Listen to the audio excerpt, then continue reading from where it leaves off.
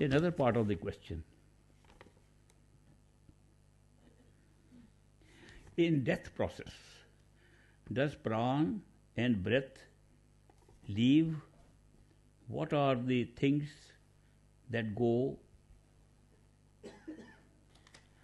The question is, when we die, our breathing stops. In the old days, they used to believe that because we are breathing, we are alive. Nowadays, you can't say that because they can put machines to make you artificially breathe and make you live for as long as the machines are working. Breathing is not that. No. They used to believe if the heart stops, then you die. Now you have a machine that can keep the heart beating artificially. You can have an artificial heart in a machine that can keep working.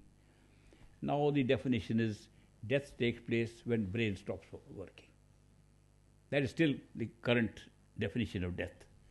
When the brain stops, and it stops when the rest of the body is dead, and the top part of the brain dies, you are dead. So therefore, what we leave, not only breathing, not only heartbeat, we even take the thinking away when death occurs. Nothing is left here. We take our life force, we take our thinking self, we take our inner sense perceptions with us when we die. So what happens? What are we taking out? We are taking out a disembodied form of ourselves, no physical body, but the rest is intact. So while experience of the world is concerned, it's intact. What do we do then? What does a disembodied spirit do? It depends on its attachments. It's attached to the children. It tries to run to the children. I am here. I am not dead. Children can't see. They are crying. We miss you. We miss you very badly. I am here. No sound. Very frustrating experience for the dead person. He's not dead. We think he's dead. Where's the soul gone? Where is the person? Has he gone up? Has he gone somewhere? He's roaming around right in the house, looking at everything. And some persons die, they get so frustrated because the very people who say, we love you, they're dead, they forget. They say, look at his pockets, there's a checkbook there. Look how much wealth he left. Are we going to divide like this? And the dead person is seeing all that. What a frustrating experience, and can't do anything about it. The disembodied spirit is very affected by the attachments it has. People come to me and they say, we know you can have some contact with these dead people. Tell us. I miss my mother who died. What should I do? I said, pray, mother, go ahead on your journey. Go forward. Never say, I miss you, come back. You are preventing even a further progression on a spiritual path for a person who is actually on a spiritual path by pulling it back. So don't pull them back. Pray for their going forward. And they'll be happy. They'll enjoy your prayer. So disembodied spirits stay. How long do they stay? And where do they go after that? Two possibilities. They can go into higher state of the astral self. That means a higher state which is different from this physical world. Or they can stay in the physical world, which is an overlap of the higher state and the physical world.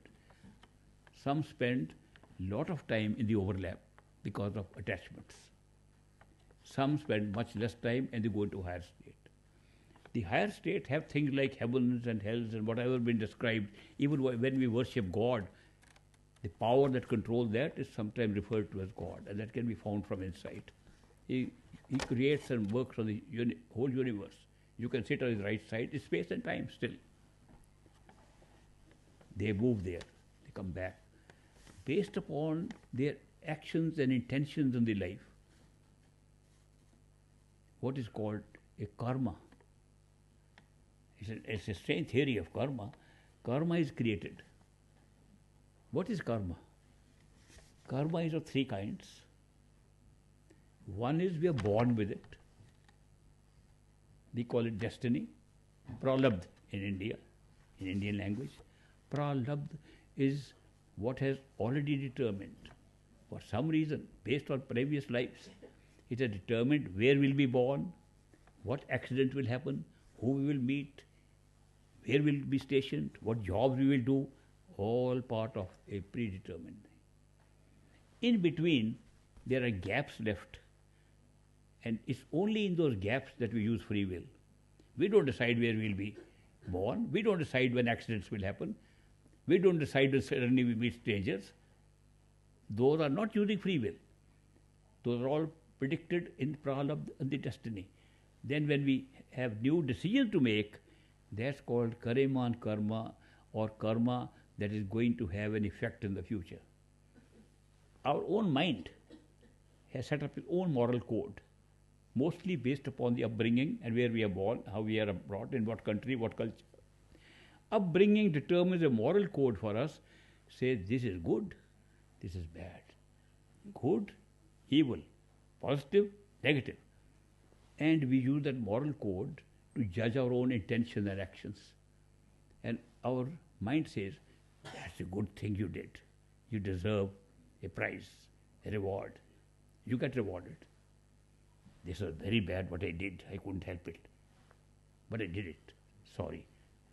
Punishment will come.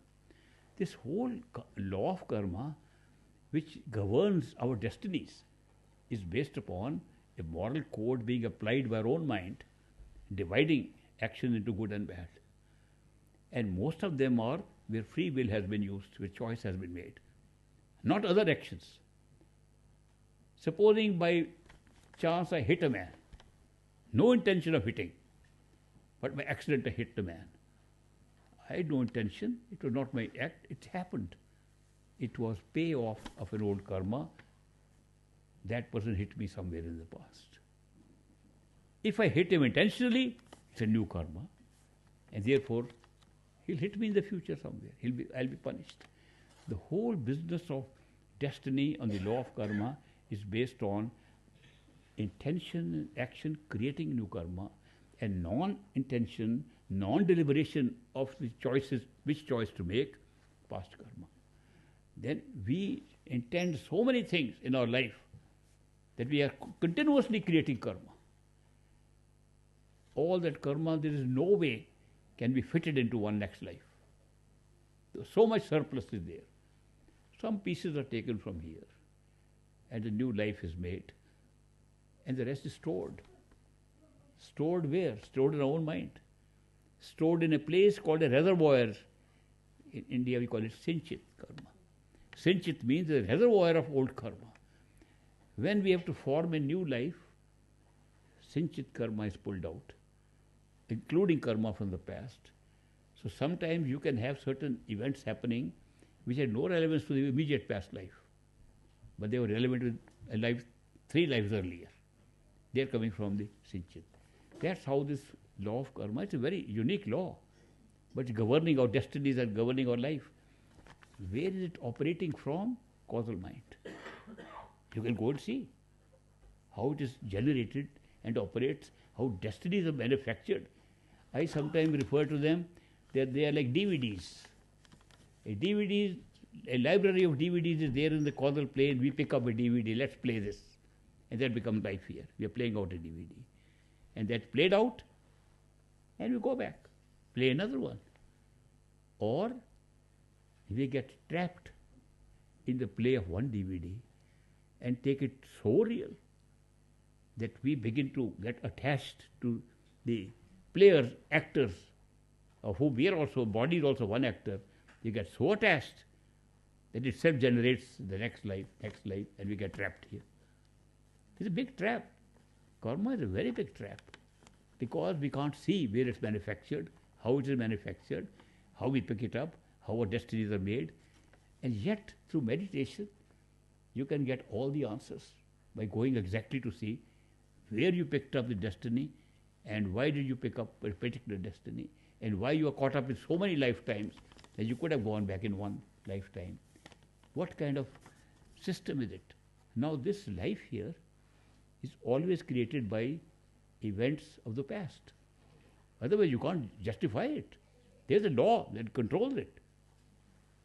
In the Bible, you read, a father brought his blind child, born blind, to the Master, Jesus Christ. Master, why is my child blind from birth?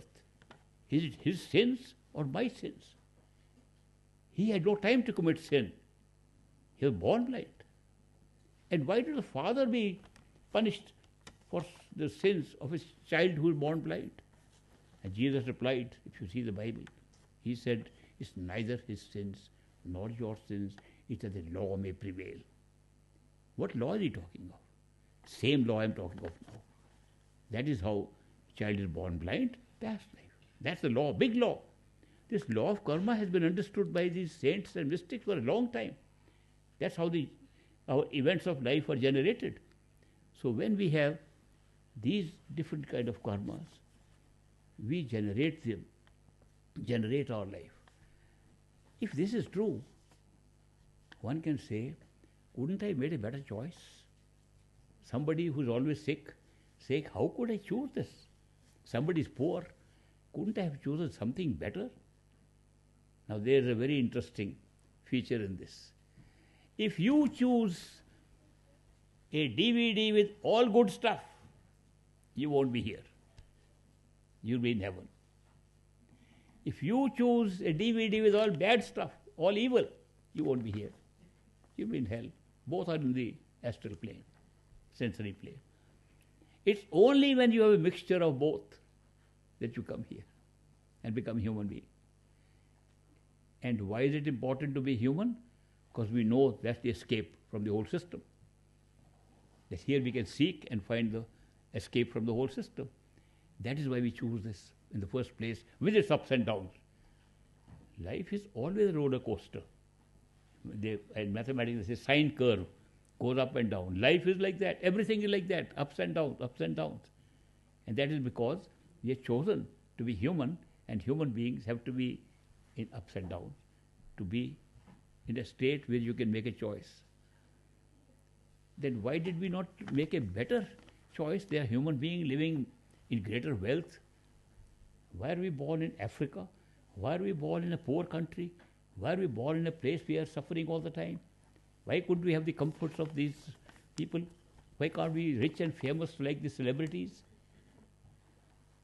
Now, when those questions come, and they came to me also, I tried to see what is it that makes poor people poor, rich people rich and famous.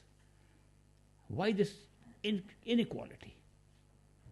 I was surprised to find that poor people lack tangible wealth, but they have a happiness the rich people don't have. Rich people have all the wealth and emotional breakdowns poor people don't have.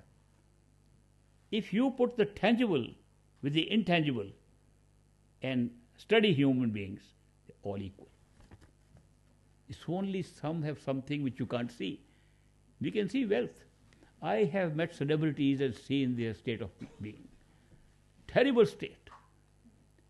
Multimillionaires cannot buy love with all the money they have.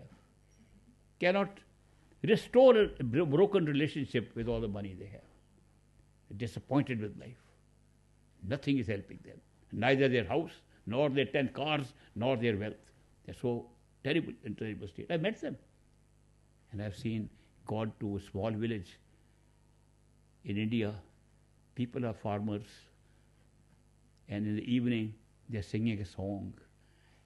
Face radiating with joy. Poor people.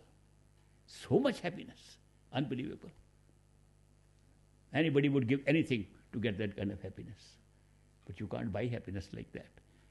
So when you say they lack this, they have something else. They have something here, they lack something else. Human life is constituted like that. We don't see it like that. The other thing is, we have happy moments and we have unhappy moments. We have pleasure and we have pain. Everybody. Pleasure and pain. But it looks sometimes there's a very unhappy place, it's more pain. It's not that we have more pain. It's not that we have more unhappiness. It's the nature of time in which we are living. The nature of time, the time which is just we realize is imaginary time. Nature of time is when we are happy, time flows fast. When we are unhappy, time slows down. Real time at the astral plane works like that. Imaginary time. So what happens? We are suffering with pain. Time doesn't move. Oscar Wilde, in his book, in an essay on suffering, opening sentence is, suffering is one long moment. Very true. When the moment doesn't pass, you are suffering. When an hour passes like minutes, you are happy. So it's the nature of time. That is why even if both are equal, we say I am a very unhappy person. At the end of the day, we are all unhappy because of that nature of the time. So that is why we say unhappiness strikes us. Is there any good in unhappiness? There is. Nobody seeks the truth inside if he is always happy. We seek the truth when we are unhappy in some area or the other. Very few people I have met who say, we are very happy but we still want to find the truth inside. People want to use an escape from the unhappiness of this current existence.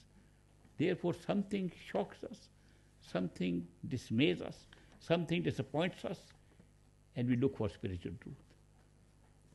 If our seeking is for the ultimate, we find perfect master. Otherwise we meet psychiatrists, counselors, doctors, other people. They tell us how to handle things. But when the seeking is strong inside, we meet perfectly with master. When we die, the disembodied body stays. If we die in the sensory system, causal body still exists for a long time. The mind. Causal body is mind. It's not a body really. We call it body because it's like a covering upon the soul.